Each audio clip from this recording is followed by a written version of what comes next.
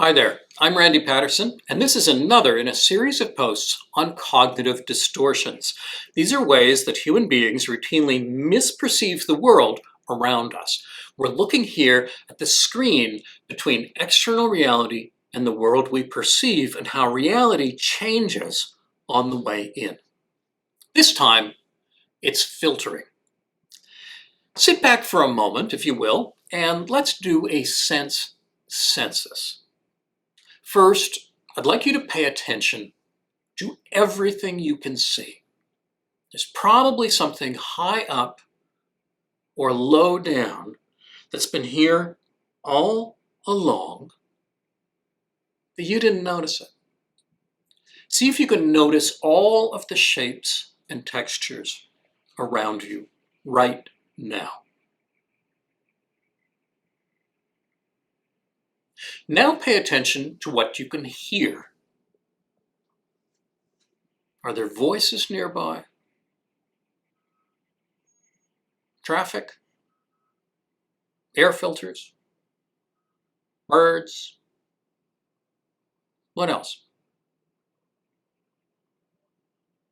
Notice the feelings of your own body as well. Can you feel your rear end in your chair? Is there any place your clothes are pulling at you? And without your hands, are you able to sense the feelings in your own face? Your lips? Your tongue? And I'd like you to notice something. This whole time, a sensation has been available to you, but you really haven't been paying attention to it. And that's the feeling of your left foot in your sock or shoe or against the ground. That feeling was there all along. But because you did not direct your attention to it until now, it was as though it didn't exist. And there's something else.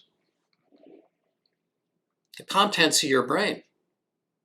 All this time, the face of your third grade teacher has been there, just waiting for you, completely available.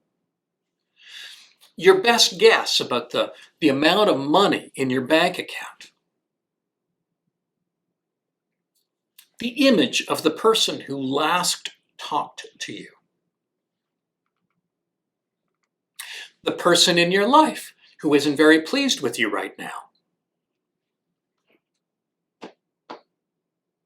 Every memory, every experience, every challenge, every prediction, every problem, and every skill you have is available to you right now in this moment. But you cannot contemplate them all at once. Mostly, it's one thing at a time. So what are we doing?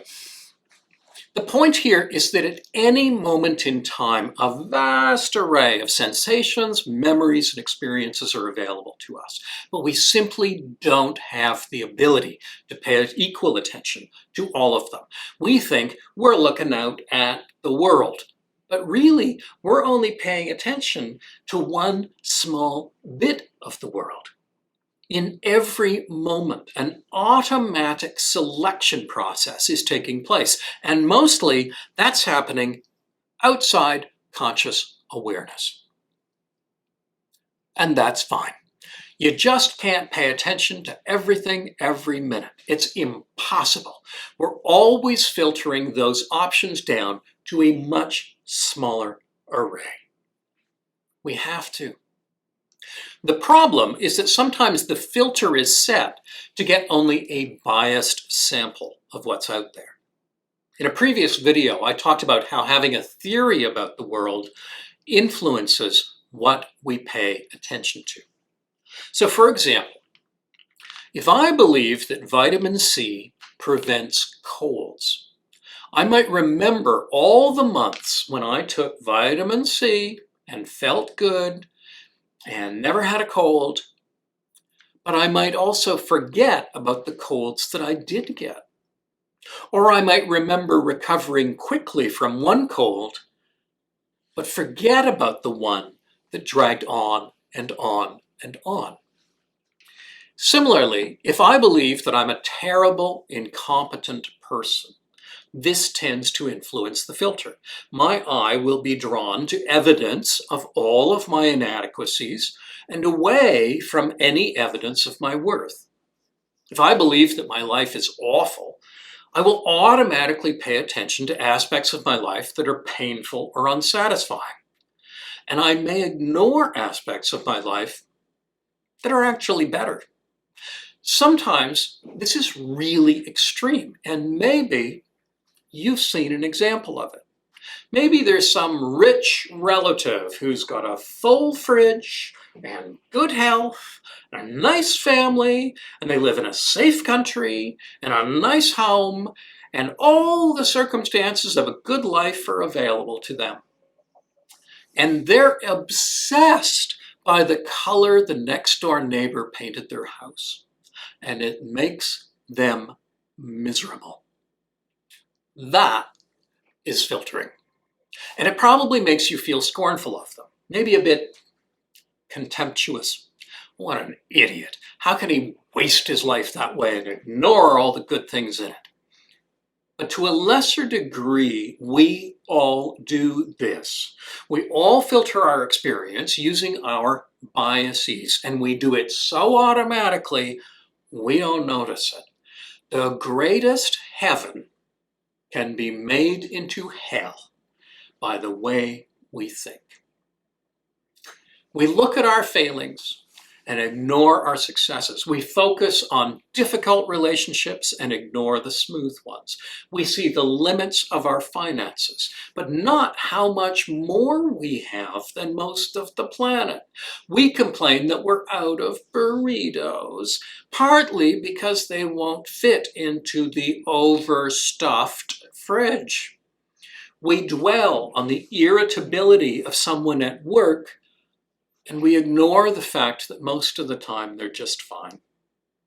We look at horror stories on the news, and we ignore the peaceful street just outside our window. And what's the result of that? A central principle of cognitive therapy is that we react to what we perceive, what we pay attention to. And if the filter is only finding the bad, then that's our world. That's all there is. If you spend your entire day shackled in Plato's cave watching CNN, then the disaster stories on CNN are your world, and you will feel accordingly. Filtering shrinks reality. It takes the vast experience available to us and it reduces it to a carefully edited and curated sample. Everything in it might be true. Frank is annoyed at you for missing the meeting. Rain is predicted for tomorrow. There is a war in the Congo. You did forget your best friend's birthday. But everything else, which is also true, is filtered out. There's no balance. You react not to the world, but to the filtered world, the little bits that your filter allows through. It seems real because, in a way, it is. But most of reality is missing. How do you deal with this? Well, you try to recognize your bias, what you are looking for. And then you look for things that don't fit. You look for the sunny day. You look for the friend who actually does like you. The work task that went well. The skill that you did learn. The fact that in this moment, in this place, you're safe, regardless of how you feel. You look for what you've been filtering out. And there's a phrase that you can use to remind yourself of this, like a mantra. I need to pay attention to the whole picture. Not all at once. You don't have the processing capacity for that, but you need to pay attention at least some of the time to the unedited world, the world beyond your ideas, beyond your theories, beyond your unhappiness or your resentment or your fear. My books, including the Assertiveness Workbook, How to Be Miserable, and How to Be Miserable in Your 20s, are all available from bookstores and online booksellers. There's information about each of them at randypatterson.com. And my online courses can be found at psychologysalon.teachable.com. Thanks for watching.